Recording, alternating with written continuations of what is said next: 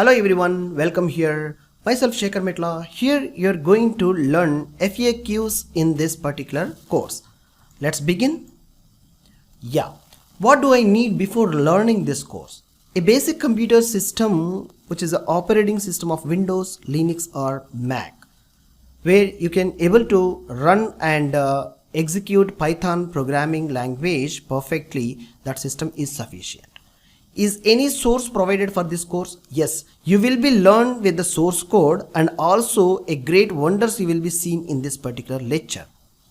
And any computer requirements for this course: basic computer with internet active for video lectures, and for Python all you need to download and install a local development environment to create and learn real world examples, and an internet connected computer system to access ChatGPT to have a real world source code with you.